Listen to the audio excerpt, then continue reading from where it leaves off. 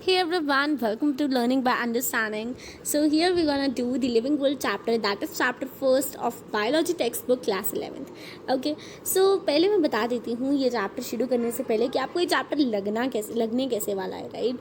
सो देखो ये chapter difficult तो नहीं है, it's comes in the category of easiest one, right? And it depends upon the concentration you put in that particular chapter, right? So अपना interest अच्छे से अपना दिखाना है, तो आपने अच्छे से नोट्स बनाने हैं. नोट्स बनाकर बहुत ही हेल्प होती है, ठीक है? सो हम स्टार्ट करने लगे हैं chapter number first, that is the living world. ठीक है, the living world. So let's start this chapter. So basically ये जो वर्ड है, ये देखकर आपको क्या पता चलता है? देखो, जूनियर क्लासेस में you have read about the living word, right? Living word से आपने क्या देखा कि भाई वो कैरेक्टरिस्टिक्स जो हर लिविंग बीइंग परफॉर्म कर सकता है, ऐसे ऑर्गेनिजम्स को हम लिविंग जो है वो आइडेंटिफाई कर देते हैं, ठीक है?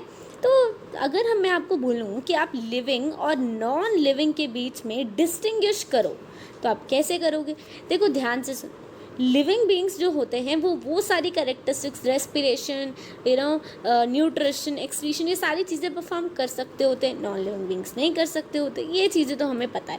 But thing is, I will give you some terms and you have to tell me that which of the following terms are defining feature. Okay, so यहाँ पे आपको कुछ टर्म्स दिख रही हैं. आपने मुझे बताना है कि इसमें से कौन सा डिफाइनिंग फीचर है, कौन सा नहीं है. तो देखो, डिफाइनिंग फीचर पहले समझ लो होता क्या है. तो डिफाइनिंग फीचर होता है कि मैं उससे डिफाइन कर सकती हूँ कि ये लिविंग है या नॉन लिविंग है. लाइक मेरे पास कोई भी वर्ड है, जैसे मेरे पास ग्रोथ एक वर्ड है. अगर मुझे पता है कि सारे के सारे लिविंग ऑर्गेनिजम्स में ग्रोथ होती है तो ठीक है. अगर मुझे ये भी पता है कि नॉन लिविंग ऑर्गेनिजम्स में ग्रोथ नहीं होती है, तो मैं क्या बोलूँगी? इसे डिफाइनिंग फीचर बोलूँगी कि मैं अच्छे से डिफाइन कर सकती हूँ कि लिविंग है या नॉन लिविंग है. मतलब लिविंग या नॉन लिविंग एक की कैटेगरी में तो फुली होना चाहिए. तो ये डिफाइनिंग फीचर होता है. लाइक अगर मुझे लगता है कि नॉन लिविंग बींग्स में भी ग्रोथ होती है, तो ये डिफाइनिंग फीचर नहीं है, क्योंकि ये दोनों में ही होता है. It is not possible, right? I hope अब डिफाइनिंग फीचर तो आपको क्लियर है कि वो क्या होता है. Now let's see cellular organization क्या है. Very good, it's a defining feature. ठीक है, अब देखो मेटाबॉलिज्म, ये आप जूनियर क्लासेस में करते आ रहे हो. मेटाबॉलिज्म क्या होता है?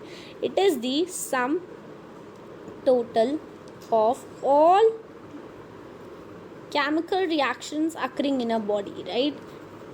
पता है सबको कि भाई मेटाबॉलिज्म क्या होता है? Sum total of all chemical reactions occurring in a body, in our body. Clear? So ये तो होगी मेटाबॉलिज्म की डेफिनेशन. अब देखो मेटाबॉलिज्म और किस किस कैटेगरी में आ सकता है? कैटाबॉलिज्म, ठीक है? ये आप नोट्स में ऐड करते रहना, पहले समझ लो फिर नोट्स में ऐड करते रहना. And anabolism. Okay, clear? अब देखो कैटाबॉलिज्म जो होता है ना, उसका मतलब होता है ब्रेक डाउन. सिंपली अगर मैं कहूँ ब्रेक डाउन, ठीक है, जिसकी हम एग्जाम्पल लिख सकते हैं रेस्पिरेशन. ओके, और जो हमारा एनाबॉलिज्म होता है उसका मतलब होता है बिल्डिंग, ठीक है, जिसकी हम एग्जाम्पल लिख सकते हैं photosynthesis. Clear? So I hope metabolism आपको पता चल गया डिफाइनिंग फीचर है या नहीं है. ठीक है, क्लियर? सो जी yes, it is also a defining feature. Okay, so if we talk about growth, तो देखो बहुत से स्टूडेंट्स को लगता होगा growth is a defining feature, but no, it is not a defining feature. How? Let me tell you. देखो, पहले तो हम थोड़ा सा ग्रोथ के बारे में पढ़ लेते हैं, थोड़ा सा इंट्रोडक्शन ले लेते हैं. तो ग्रोथ के देखो दो फीचर्स होते हैं, ठीक है? अगर आया कि भाई tell the twin features of growth, तो आपने एक तो लिखना है कि भाई सेल का साइज़ बढ़ता है, ग्रोथ. अगर देखो सेल का साइज़ बढ़ रहा है तो मतलब ग्रोथ हो रही है. सेल का नंबर बढ़ रहा है तो भी ग्रोथ हो रही है, ठीक है? तो ये जो है ट्विन फीचर्स हो गए ग्रोथ के, ठीक है? अब देखो जो प्लांट्स होते हैं उनमें ग्रोथ कॉन्टीन्यूअस होती है. मतलब ज़रूरी नहीं कि एक पर्टिकुलर टाइम पीरियड के बाद उनकी ग्रोथ ही रुक जाए, फिर कभी ज़िंदगी में बढ़े ही ना, ऐसा नहीं होता. एनिमल्स में ऐसा होता है. देखो अगर मैं एग्जांपल दूँ रैबिट की, रैबिट का साइज़ मान लो एक पर्टिकुलर इतना होता है, मान लो, ठीक है, इतना रैबिट का साइज़ है। अब क्या आप एक दिन ऐसा देखोगे कि रैबिट का साइज़ टाइगर जितना हो गया? नहीं ना, चाहे जितनी भी उम्र रैबिट जिए, टाइगर जितना साइज़ नहीं होगा, क्योंकि उसका एक डेफिनाइट साइज़ होता है। ठीक है, तो ये हमने बात कर ली। ओके, ठीक है। तो देखो, ग्रोथ जो लिविंग बींग्स में होती है, अगर तो वो एक सेल में लाइक ग्रोथ हो रही है, यहाँ बाहर से मटेरियल जा रहा है, सेल के अंदर जा रहा है, ग्रोथ मटेरियल इनसाइड की तरफ जा रहा है, तो ग्रोथ जो हो रही है, सेल अपना साइज इंक्रीज कर रहा है, तो ये इंट्रिंसिक ग्रोथ है। ये इंट्रिंसिक ग्रोथ है, ये होती है लिविंग बींग्स में। ठीक है, अगर कोई बाहर से मटेरियल आ रहा है, सेल का साइज बढ़ रहा है, ये सारी लिविंग ग्रोथ होगी। नॉन लिविंग्स में भी ग्रोथ होती है। अब भाई ये तो आप शॉक हो गए होंगे ना। अभी देखो, यहाँ पे मान लो एक माउंटेन है, इस माउंटेन में स्नो पड़ रही है। माउंटेन का जितना साइज था, स्नो ने उससे ज़्यादा साइज माउंटेन का बना दिया, क्योंकि स्नो ढक लिया उसने माउंटेन को, और साइज जो है माउंटेन का वो थोड़ा ज़्यादा होगा। इसको हम एक्सट्रिंसिक ग्रोथ बोलते हैं। ठीक है, ये नॉन लिविंग बींग्स में। तो मैंने आपको बताया था डिफाइनिंग फीचर वो होता है जो एक लिविंग में हो या पूरा नॉन लिविंग, मतलब जिसको हम डिफाइन कर सके फीचर को, राइट। बट यहाँ पे तो दोनों में ही हो रहा है, मैं डिफाइन ही नहीं कर सकती कि भाई नॉन लिविंग है या लिविंग है ये, राइट। तो ये डिफाइनिंग फीचर नहीं होगा। Growth is not considered as a defining feature, not. ठीक है, अब देखो रिप्रोडक्शन की बात करें तो आप में से बहुत से लोगों को लगता होगा कि सारे के सारे लिविंग बींग्स जो हैं वो रिप्रोडक्शन परफॉर्म कर सकते हैं। वे बिल्कुल कर सकते हैं, बट रिप्रोडक्शन सारे लिविंग ऑर्गेनिजम्स में नहीं होता। ठीक है, म्यूल में नहीं होता। It is a living organism, but उसमें नहीं होता। हम उसे आगे डिस्कस करेंगे। ठीक है, म्यूल में नहीं होता, इनफर्टाइल कपल में नहीं होता। ठीक है, ओके, वर्कर बी में नहीं होता, है ना। तो ये जो है रिप्रोडक्शन बेसिकली सारे लिविंग ऑर्गेनिजम्स में नहीं परफॉर्म होता, so it is also not categorize as a feature और डिफाइनिंग फीचर। कॉन्शियसनेस, अब हम आते हैं कॉन्शियसनेस में। तो देखो, कॉन्शियसनेस एक ऐसी फीलिंग होती है जो सारे लिविंग ऑर्गेनिजम्स में होती है, चाहे वो डॉग हो, कैट हो, रैट हो, जो भी हो, सारे लिविंग ऑर्गेनिजम्स में कॉन्शियसनेस की फीलिंग होती है। हम में भी होती है। लाइक मैं ऐसा फील कर सकती हूँ कि यहाँ पे टेम्परेचर थोड़ा इंक्रीज़ हुआ है, तो वैसे ही डॉग भी फील कर सकता है, कैट भी फील कर सकती है, रैट भी फील कर सकता है कि यहाँ पे जो है टेम्परेचर थोड़ा सा इंक्रीज़ हुआ है। ठीक है, तो मतलब जो ऐसी चीज़ें होती हैं, जो हमारी फीलिंग होती है, वो हम क्या कर रहे हैं, कॉन्शियसनेस इसे ही कहते हैं कि जो फीलिंग है, जो बाहर का लाइक सराउंडिंग्स के प्रति जो हमारा बिहेवियर है, जो हम फील कर रहे हैं, वो कॉन्शियसनेस होता है। वो डिफाइनिंग फीचर वो सारे फील कर सकते हैं, कैट, रैट, डॉग, जो सारे हैं, लाइक सारे लिजार्ड वगैरह वगैरह सारे फील कर सकते हैं। ठीक है, तो वो जो है वो एक डिफाइनिंग फीचर होता है। बट अगर मैं बात करूँ सेल्फ कॉन्शियसनेस की अगर मैं बात करूँ, तो ये एक डिफाइनिंग फीचर नहीं होता। अब आप पूछोगे क्यों नहीं होता? सेल्फ कॉन्शियसनेस मतलब क्या होता है?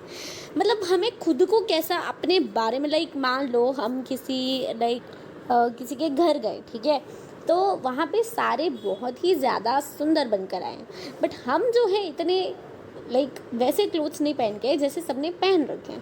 दैट मीन्स हमें अंदर से फीलिंग आ रही है, राइट, हमारी सेल्फ कॉन्शियसनेस की फीलिंग। ये और किसी में नहीं होता, सिर्फ ह्यूमन बींग्स में होता है। क्या? सेल्फ कॉन्शियसनेस की फीलिंग।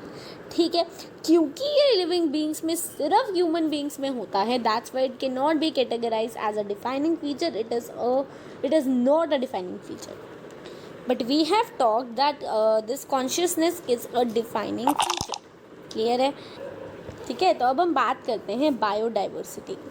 ठीक है, तो आपको पता होगा बायोडाइवर्सिटी क्या होता है। ठीक है,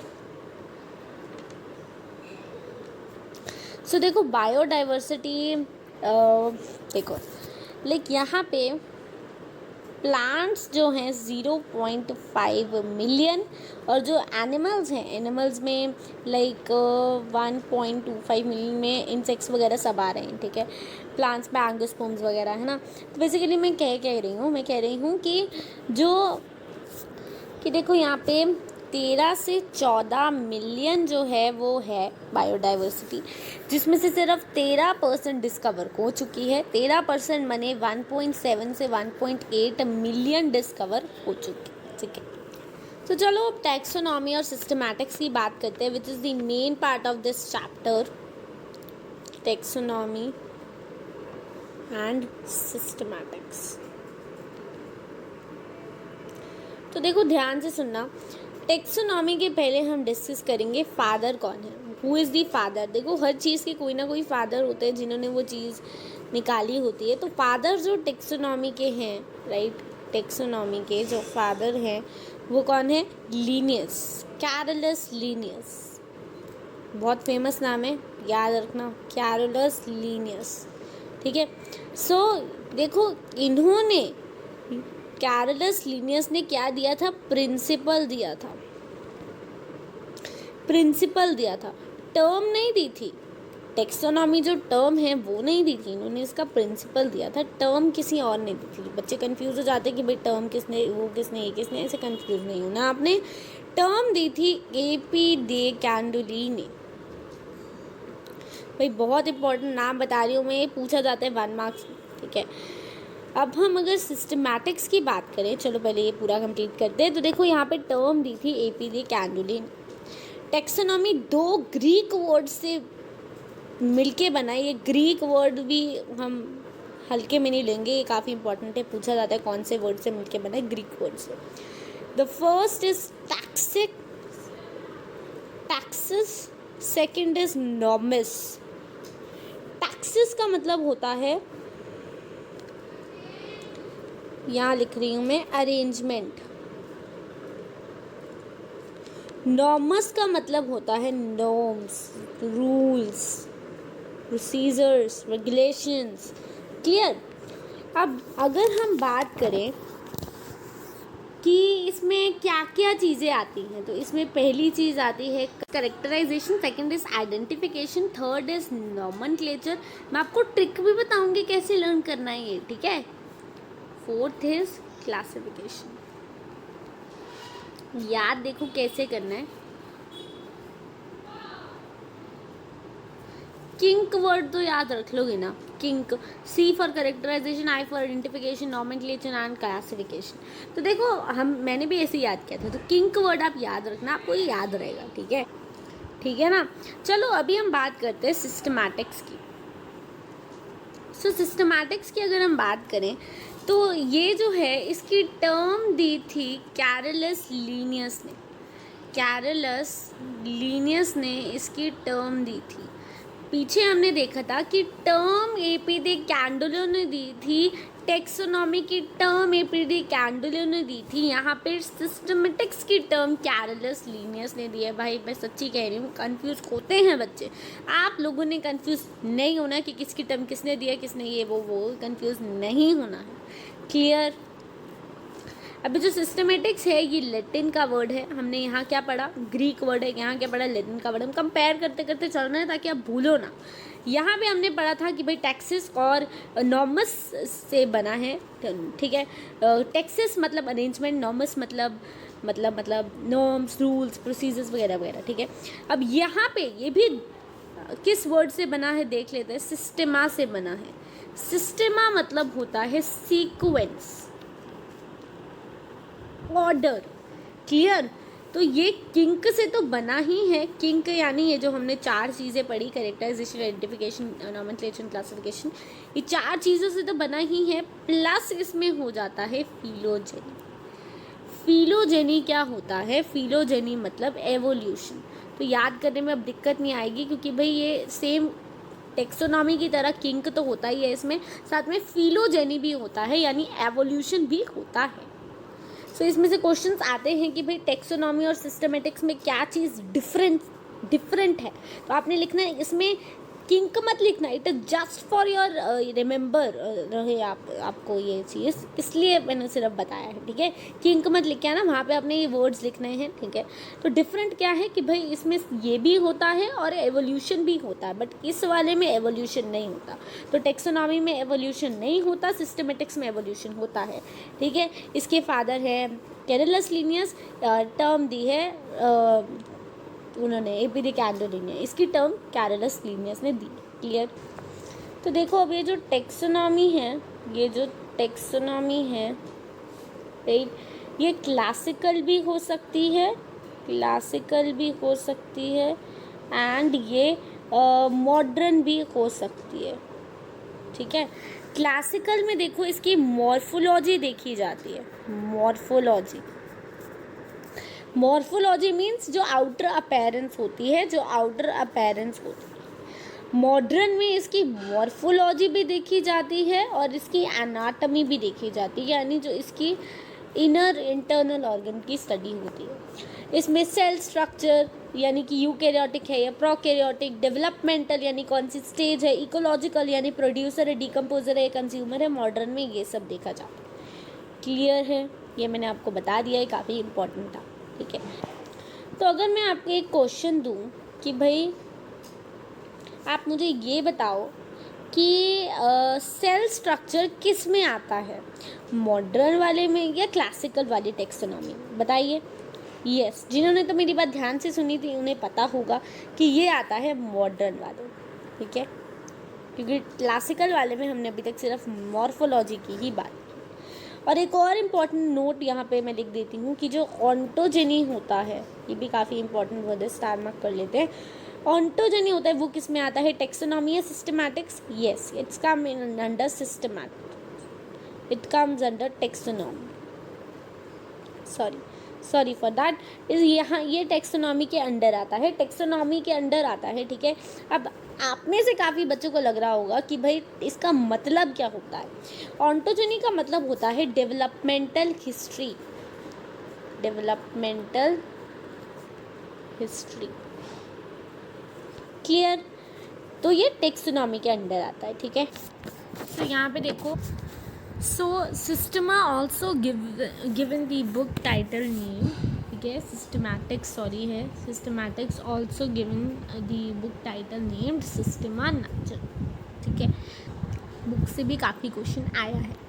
आई होप आप लोग अपने नोट्स बना रहे हो। नॉमेनक्लेचर, अगर बाय नॉर्मल नॉमेनक्लेचर की पूछा जाए क्वेश्चन तो स्पेशली ये चीज़ याद रखना कि भाई बाय नॉर्मल नॉमेनक्लेचर हम स्टार्ट करने लगे हैं, ठीक है। आपने इसके रूल्स भी हैं, इसके कोड्स भी हैं, इसके किसने प्रपोजल दिया, किसने प्रिंसिपल दिया, ये चीज़ें भी हैं, बुक एयर, ये सारी आपको याद रखना है। सो प्रपोजल किसने दिया ये पहले देखते हैं। सो प्रपोजल दिया था कैस्पर बोहीन जी ने, ठीक है। और प्रिंसिपल अगेन कौन थे, कैरोलस लीनियस, ठीक है। तो चलो अब हम कोड्स की बात करते हैं, ठीक है। सो कोड्स की बात करते हैं। तो पहले तो मैं आपको कोड्स के नाम बता देती हूँ क्या क्या हैं, फिर हम with the help of trick learn करेंगे। ICBN, the second one is ICNCP, ठीक है। The third one is ICZN, ठीक है, N is capital, sorry. So the fourth one is ICNB, ठीक है। The fifth one, that is last one, that is ICVCN, ठीक है। तो इनको ट्रिक के साथ हम लर्न करेंगे। सो इतना तो आप पहले क्रैम कर लो कि भाई जो सारे के सारे यहाँ वर्ड्स लिखे हैं वो IC और IC से ही स्टार्ट होते हैं। इतना क्रैम कर लिया। फिर उसके बाद तो देखो आई गेस ये तो आप याद रख लोगे BN और NB, क्योंकि ये दोनों उल्टे ही हैं एक दूसरे के, लाइक यहाँ BN है तो यहाँ पे NB हो गया, ठीक है। तो ये तो आप याद रख लोगे, तो BN NB याद रखना। बाकी नसब, जन और वज़न, ठीक है। वज़न को आप इस तरह से याद रखो कि कोई वज़न उठा रहा है, ठीक है, तो वसन इस तरह से आपको याद रहेगा, वसन, ठीक है। और यहाँ पे नस्ब, ये कैसे याद रखना, ध्यान से सुनना। तो ये वर्ड देखो, नस पर, ठीक है, जून, इतना याद रखो। नस से NC हो गया नस, ठीक है। पर से P हो गया जून, जून का जन, इस तरह का जो है प्रोनाउंसिएशन आ रही है। सो इससे ये दोनों वर्ड्स आपके क्लियर हो गए। बाकी नब और बन का मैंने उल्टा बता दिया। ये वज़न भी मैंने आपको वज़न करके बता दिया। तो ये एक शॉर्ट सी ट्रिक थी, ठीक है, जो मैंने भी यूज़ की है एंड आप भी यूज़ करो ताकि आपको भी ये क्लियर हो। एक बार मैं साइड पे ये शॉर्ट ट्रिक से लिख के देखती हूँ, ठीक है। IC तो सारों का ही सेम है, फिर BN, ठीक है, फिर ICBN का उल्टा NB, ठीक है, फिर ICNCP वज़न का ये हो गया, ठीक है, वज़न का वसन हो गया, है ना। तो फिर जून का कुछ था तो जन, इस तरह से हो गया, ठीक है। जून का कुछ था, जून पर मैंने बोला था, तो पर का क्या हो गया आपका नस, ठीक है, नस बन गया, फिर प, ठीक है। तो किस तरह से आपको ये सारे पांचों के पांचों याद रखने हैं। मैंने आपको ट्रिक भी समझा दिया और कुछ लिख के भी बता दिया ताकि याद रहे। तो बेसिकली इसमें फुल फॉर्म क्या है, इंटरनेशनल, फुल फॉर्म तो देखो याद रहेगी अगर नेम याद है, इंटरनेशनल। अगर ट्रिक अच्छी लगी ना वीडियो को लाइक ज़रूर कर देना। एक सेकेंड है, code for botanical nomenclature, ICNCB का है, international code for nomenclature of cultivated plants. ICZN का है, international code for geological plants. International वही चीज़ें कोड फॉर, ठीक है, नॉमेनक्लेचर ऑफ बैक्टीरिया, ठीक है। इसमें भी international code for virus classification of nomenclature. Clear. So ये आपको याद रखना है, you can take this screenshot also. आगे चलें, अब मैं आपको बायनॉर्मल नॉमेनक्लेचर के रूल्स बताने लगी, ठीक है। Please listen carefully, okay. वैसे तो काफ़ी रूल्स हैं बट स्टिल इम्पॉर्टेंट सारे डिस्कस करने पड़ेंगे हमें। तो देखो एग्जाम्पल लेते हैं, एग्जाम्पल के साथ समझेंगे, ठीक है।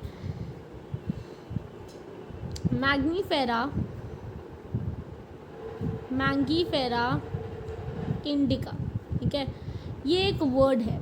ये पता है क्या वर्ड है, मैंगो खाते हो ना, मैंगो का साइंटिफिक नेम ये होता है, ठीक है। ये रूल क्या कहता है, पहला रूल कहता है कि जो पहले वाला वर्ड होता है साइंटिफिक नेम में, ये मैंगो का नेम है साइंटिफिक, पहले वाला जो वर्ड होता है वो होता है जीनस। दूसरे वाला जो वर्ड होता है वो होता है स्पेसिफिक एपिथेट। दूसरे वाला वर्ड होता है स्पेसिफिक एपिथेट। ये आपको लर्न करने पड़ेगा कि भाई पहले वाला नाम जीनस होता है, सेकंड वाला स्पेसिफिक एपिथेट होता है। ये रूल क्या कहता है, rule states that first letter, पहला लेटर जो है पहले वर्ड का जो वर्ड है उसका पहला लेटर यानी कि जो एम है वो कैपिटल होगा, but first letter of second word that is I here will be small. मतलब एम कैपिटल होगा, आई स्मॉल होगा। क्लियर। फर्स्ट वर्ड जीनस होगा, सेकंड वर्ड स्पेसिफिक एपिथेट होगा, ठीक है। नेक्स्ट रूल को डिस्कस करते हैं। ये हमेशा लैटिन लैंग्वेज में लिखा जाएगा, ठीक है। ध्यान से सुनना, अगर हम किसी कंप्यूटर वगैरह में या कहीं भी टाइप कर रहे हैं तो इटैलिक फॉर्म में होगा और उसको अंडरलाइन करेंगे। इटैलिक मीन्स ये जो टेढ़ी फॉर्म होती है उसको अंडरलाइन भी करेंगे, ठीक है। Clear, okay. वैसे लैटिन लैंग्वेज में इसे लिखा जाता है किस फॉर्म में, इटैलिक फॉर्म में। लैटिन लैंग्वेज में लिखा क्यों जाता है, very very important question asked in the exam, ठीक है, कि भाई ये लैटिन लैंग्वेज में ही क्यों लिखा जाता है, बिकॉज लैटिन इज जो लैटिन लैंग्वेज है ना वो एक डेड लैंग्वेज है। It is called dead language, ठीक है। ये एक डेड लैंग्वेज है, मतलब जो नाम लैटिन में लैटिन लैंग्वेज में 100 साल पहले था वो अब नहीं है, ठीक है। मतलब इसमें कोई मॉडिफिकेशन नहीं होती। सॉरी मैंने थोड़ी लैटिन लैंग्वेज में मैंने एक्चुअली कहना क्या चाहती थी, मेरे मुंह से क्या निकल गया। लैटिन लैंग्वेज एक डेड लैंग्वेज है। वाई, बिकॉज यहाँ पे जो 100 साल पहले नाम था वही अब है।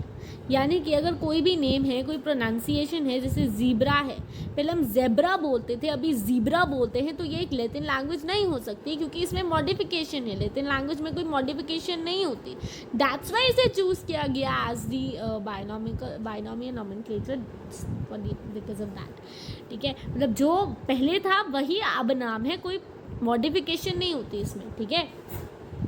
ठीक है। जो नेक्स्ट रूल है कि जो नेम है ऑथर का यानी कि अगर कोई भी वर्ड है जैसे कि मैंगी फेरा इंडिका ही ले लो, इसमें जो ये वाला वर्ड है वो जीनस है, ठीक है। इसको हम अंडरलाइन भी करते हैं, ये भी एक रूल है कि इसको अंडरलाइन करना होता है, आई छोटा होता है। सो आई यानी जो सेकंड वर्ड है, the name of the author should be in abbreviated form, मतलब एब्रीविएटेड मतलब अगर कैरलस लीनियस की बात करें तो लीनियस में ये जो लीनियस वाला वर्ड है एब्रीविएटेड यानी 2 वर्ड ऐसे डाल के डॉट डाल देना, पूरा वर्ड नहीं लिखना, एब्रीविएटेड वर्ड में फॉर्म में लिखना है, ठीक है। Should be in abbreviated form, for example the author of Mangifera indica is Linnaeus, then it should be written as LINN dot या फिर L डॉट, ठीक है। It could be written as this, don't underline the name of author, author का name underline नहीं होता, 3 से 12 alphabets तक accepted होता है, ठीक है। तो ये हम ऐसे लिखते हैं, ठीक है। The language of the scientist are Latin but written in italics, ये याद रखना। Name which is given in first will be correct, जो पहले नाम दिया है उसको प्रायोरिटी दी जाती है। रूल ऑफ प्रायोरिटी यही कहता है कि भाई जो चीज़ पहले आई है उसको ज़्यादा प्रायोरिटी दी जाएगी। मान लो यहाँ मेरे पास 3 चीज़ें हैं, ये जो है 1871 में हुआ है, ये 1872 में हुआ है, ये 1874 में हुआ है, ठीक है। प्रायोरिटी किसे दी जाएगी, it will be given the priority, ठीक है। चलो अब देखो, जब भी हम जीनस और स्पेसिफिक एपिथेट का नेम सेम देखते हैं तो उसे टॉटोनिम कहते हैं। When the genus and specific epithet are same, they are called टॉटोनिम। Clear है, टॉटोनिम कहते हैं। लाइक एग्जाम्पल देख लो, रैटस, रैटस, तो इसमें ये जो मैंने 2 बार रैटस रैटस लिखा है, इसमें ये क्या है स्पेसिफिक, इसमें ये क्या है जीनस, ये क्या है स्पेसिफिक एपिथेट। तो ये इसमें जो जीनस है और जो स्पेसिफिक एपिथेट है वो रैटस रैटस है, सेम है, तो इसको हम टॉटोनिम कहेंगे। आता है कि व्हाट इज टॉटोनिम, एग्जाम्पल ऑफ टॉटोनिम वगैरह वगैरह। तो एक और एग्जाम्पल ले लेते हैं, gorilla and gorilla, these are also the tautonymous, right? Animals are tautonyms but not in plants. टॉटोनिम सिर्फ और सिर्फ एनिमल्स में होता है, जैसे मैंने एनिमल्स यानी गोरिल्ला, गोरिल्ला, रैटस, रैट, ये एनिमल्स ही हुए ना। प्लांट्स को कभी भी मैं टॉटोनिम की कैटेगरी में नहीं मानूंगी, सिर्फ एनिमल्स को ही मानूंगी। ये अपने नोट्स में चढ़ा लो बात, ठीक है, हाईलाइट कर लो। वैसे अगर हम बात करते हैं, अगर जीनस सेम है पर स्पीशीज़ अलग है तो उन्हें हम पॉलीटिपिक जीनस कहते हैं, ठीक है। जैसे कि देखो, if the genus are same but species are different, genus species मतलब स्पेसिफिक एपिथेट, ठीक है। जीनस सेम है, इस एग्जांपल में देखो, पेंथिरा, पेंथेरा, पेंथेरा, ये टाइगर वगैरह वाली फैमिली का पेंथेरा लगता है, ठीक है। टाइगर, लियो और पाडस, ये तो अलग है ना। टाइगर देखो, tigris, sorry tigris, Leo and pardus. Tigris लगता है टाइगर के लिए, लियो लगता है लायन के लिए, पाडस लगता है लेपर्ड के लिए। तो यहाँ पे जीनस सेम है, स्पेसिफिक एपिथेट या स्पीशीज़ अलग है, तो इसे पॉलीटिपिक जीनस का। क्लियर, नोट्स में घुसा लो इसे। एक चीज़ हमेशा याद रखना कि जब भी मैं बात करती हूँ जीनस है, इसमें स्पेसिफिक एपिथेट है, इसमें ठीक है स्पेसिफिक एपिथेट है और इसमें सब स्पीशीज़ भी हैं, तो मैं एक्चुअल में बात कर रही होती हूँ एनिमल्स की। अगर मैं जीनस बोलूँ प्लस स्पेसिफिक एपिथेट बोलूँ प्लस स्पीशीज़ की जगह अगर मैं वैरायटी बोलूँ तो इसमें मैं प्लांट्स की बात कर रही हूँ, ठीक है। एंड दिस इज ट्राइनोमियल, ठीक है। Clear, tautonym, polytypic genus and trinomial. अच्छा, अब एक छोटी सी हम ब्रेक ले देते हैं, ठीक है। ब्रेक लेने में भी मैं आपको एक क्वेश्चन दूंगी, उस क्वेश्चन का आंसर सोचना है आपने। 1 मिनट की ब्रेक है सिर्फ, ब्रेक में भी क्वेश्चन का आंसर सोचना है। टू मेजर, मैंने क्वेश्चन पूछना है, two major contribution of Carolus Linnaeus, बताइए मुझे, जल्दी से मुझे बताइए। आपको 1 मिनट का ब्रेक मिल रहा है, सोचिए या वीडियो को पॉज करके आप आंसर बता सकते हो। बाकी स्टिल चलो 20 सेकेंड और दे देती हूँ, वीडियो को पॉज कर दीजिए अगर ज़्यादा टाइम चाहिए। Clear, think, I know you know this answer. So आपका टाइम अप हो गया। So time is up. So 2 major contribution आपको कैरलस लीनियस की बतानी थी, ठीक है। मैंने आपको बताया था कि भाई बाइनोमियल नॉमेनक्लेचर में इनका बहुत बड़ा हाथ है, उनके प्रिंसिपल है। और टेक्सोनॉमी का भी जो इन्होंने नाम क्या कहते हैं उसके भी प्रिंसिपल है टेक्सोनॉमी बाइनोमियल नॉमेनक्लेचर के। बाकी हम टेक्सोनॉमी कैटेगरीज पढ़ेंगे तो उसके भी कैरलस लीनियस का काफ़ी कंट्रीब्यूशन रहा है टेक्सोनॉमिक कैटेगरी। सो टेक्सोनॉमिक हायरार्की डिस्कस करते हैं, इसमें टेक्सोनॉमिक कैटेगरीज को करेंगे। तो यहाँ पे आप ध्यान रखना, के फॉर किंगडम, ठीक है। I will give you a trick to learn this, don't take tension. P for phylum, ठीक है। सी फॉर क्लास, ठीक है। ओ फॉर ऑर्डर, ठीक है। एफ फॉर फैमिली, ठीक है। जी फॉर जीनस, ठीक है। S for species. तो यहाँ पे बेसिकली ट्रिक ये है, कीप बोट क्लीन और family get sick. Keep port clean और फैमिली गेट सिक। कीप से किंगडम, पोर्ट से पाइलम, क्लीन से क्लास, और से ऑर्डर, फैमिली से फैमिली, गेट से जीनस एंड सिक से species. So keep port clean और फैमिली गेट सिक, ये मंत्र याद रख लो, आपको ये याद हो जाए, ठीक है, गारंटी ले लो। क्लियर? आपके स्कूल्स में भी शायद यही कराया होगा, ठीक है, या फिर इस तरह से आप लर्न करोगे तो आई नो आपको हो जाएगा आसानी से लर्न। एक और चीज़ हम बात करें, कैरलस लीनियस है, उन्होंने ही ये टेक्सोनॉमिक कैटेगरीज का क्या दिया था, कॉन्सेप्ट पेश किया था। किसने दिया था? कैरलस लीनियस, हमारे महान व्यक्ति कैरलस लीनियस ने। हुआ क्या था ना, कैरलस लीनियस ने 5 कैटेगरीज दी, ठीक है, 5 कैटेगरीज दी। क्लास दिया उन्होंने, ठीक है, ऑर्डर दिया उन्होंने, ठीक है, जीनस दिया उन्होंने, ठीक है, स्पीशीज दी उन्होंने, ठीक है, और वैरायटी दे दी। अब आप बोलोगे वैरायटी तो इसमें है नहीं है, क्योंकि इसे रिजेक्ट कर दिया गया। कैरलस लीनियस ने जो 1 2 3 4 5 कैटेगरीज दी, उनमें से एक वैरायटी वाली कैटेगरी को रिजेक्ट कर दिया गया, ठीक है। फिर उसमें और बाकी के लोगों ने ऐड की, किंगडम, फाइलम और फैमिली, जितना बचा, ठीक है।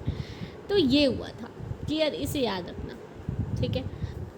सो ये ध्यान रखना, जो क्लास के ऊपर वाली चीज़ है ना, ये क्लास के ऊपर वाली चीज़, उसे हम सुपर क्लास बोलते हैं, सुपर क्लास, ठीक है। और जो क्लास के नीचे वाली चीज़ है उसे हम बोलते हैं सब क्लास।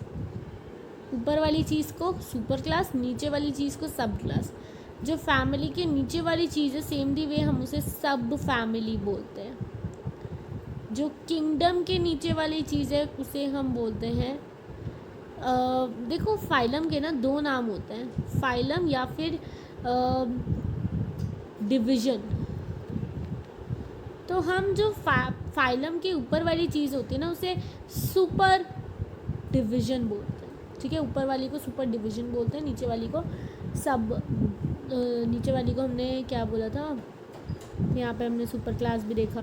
सो अगर आपको क्वेश्चन में पूछा जाए कि भाई अगर स्पीशीज़ के नीचे क्या होता है तो क्या बोलोगे, किंगडम के ऊपर क्या होता है तो क्या बोलोगे? तो देखो, ये तो बहुत ही कॉमन क्वेश्चन है, आना चाहिए आपको, ठीक है।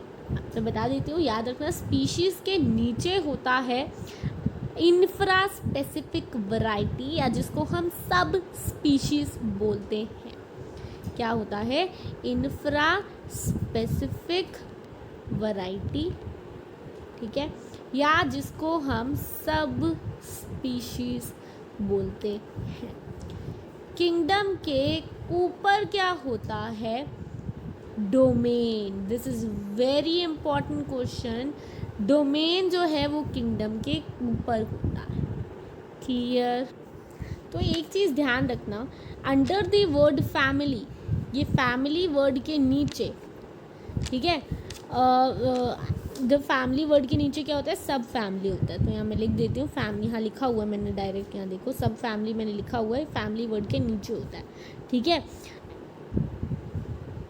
और ये जो जीनस है और ये जो सब फैमिली है, ये जो जीनस है और ये जो सब फैमिली है, इन दोनों के बीच में क्या होता है, ये बहुत इंपॉर्टेंट है, PYQ है, it's important previous year question, tribe. सब फैमिली और जीनस के बीच में क्या होता है, ट्राइब, क्लियर।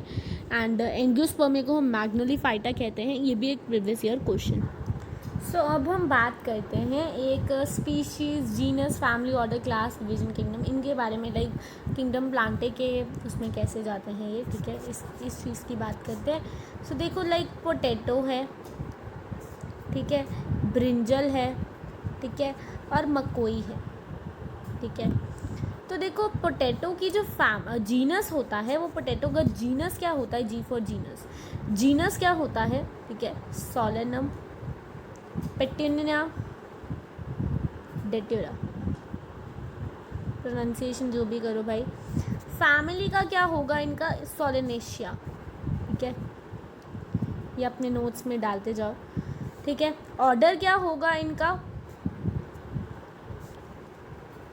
पॉलीमोनियल्स, ठीक है, या फिर सैपिनॉल, सैपिनोलिडेट्स। क्लास क्या होगी, डाइकोटिलिडोने, कोटिलिडोने एंड मोनोकोटिलिडोने। डिवीजन या फाइलम क्या होगा इनका, एंजियोस्पर्मे, एंजियोस्पर्मे, ठीक है। प्लांटे इनका किंगडम है। सो ये मैंने इस तरह से आपको बताया था कि एटलीस्ट आपको पता चले कि किस तरह से हम डिवाइड करते हैं। आपकी टेक्स्ट बुक में एक टेबल गिवन है, this table I am talking about. So ये जो टेबल है ये काफ़ी ज़्यादा इम्पॉर्टेंट है, ठीक है। Organisms with their taxonomic categories, मैं जल्द ही इस टेबल के लिए भी वीडियो बनाऊंगी कि कैसे इसकी ट्रिक्स बनाऊंगी कि कैसे आप इसको पूरे टेबल को लर्न कर सकते हैं और आपकी टिप्स पे होंगी। मैन, हाउस फ्लाई, मैंगो और वीट की biological name, genus, family, order, class, phylum आपकी टिप्स पे होंगी। मैं वो वीडियो जल्द ही लेकर आऊँगी, ठीक है। तो अभी के लिए इतना याद रखना कि अभी हमने जो बात की डाइकोटिलिडोने और मोनोकोटिलिडोने, ये सेम टेक्सा के नहीं होते हैं, ठीक है, क्योंकि ये सेम लेवल पे नहीं है, ये सेम लेवल पे नहीं है। पॉलीमोनियल्स और ये सैपिनोशिया, सॉरी मैं इसकी नहीं बात करी, पॉलीमोनियल्स और सोलेनेशिया की बात करूँ तो ये क्या सेम टेक्सा है या सेम लेवल है, नो, ये सेम टेक्सा पे नहीं है, ना ही ये सेम लेवल पे है, ठीक है। अगर मैं बात करूँ सबसे हाईएस्ट कैटेगरी, ये बहुत इंपॉर्टेंट क्वेश्चन है, तो वो है kingdom. Kingdom is the highest category, lowest category, so it is lowest category is species, clear. सबसे मिनिमम सिमिलैरिटी किसकी है, तो सबसे मिनिमम सिमिलैरिटी है किंगडम की, नोट्स में ऐड करते जाओ जो मैं बोल रही हूँ। मैक्सिमम सिमिलैरिटी किसकी है, स्पीशीज की, ठीक है। सबसे लीस्ट जनरल कैटेगरी किसकी है, स्पीशीज की, स्पेसिफिक कैटेगरी है सबसे ज़्यादा, ठीक है। तो ये चीज़ें आपको ध्यान में रखनी है, ओके। तो एक चीज़ हमेशा याद रखना, one member of species can't interbreed with another, ठीक है। अभी हम कुछ एक्सेप्शन की बात कर लेते हैं, जिसको हम रिप्रोडक्शन वाले जब हम डिस्कस कर रहे थे तब हम देख रहे थे, म्यूल वगैरह है ना, तो वो डिस्कस करते हैं। तो देखो अगर तो कोई मेल डंकी होता है और अगर कोई फीमेल हॉर्स होता है तो वो बनाता है म्यूल, ठीक है। अगर कोई फीमेल डंकी होती है और अगर कोई मेल हॉर्स होता है तो वो बनाते हैं हिनी बनाते हैं। ये दोनों ही हाइब्रिड होते हैं। नेचुरली ये इनफर्टाइल होते हैं, नेचुरली ही ये किसी भी तरह की रिप्रोडक्शन परफॉर्म नहीं कर सकते। अगर कोई मेल टाइगर होता है और कोई फीमेल लायन होती है तो ये बनाते हैं टाइगॉन।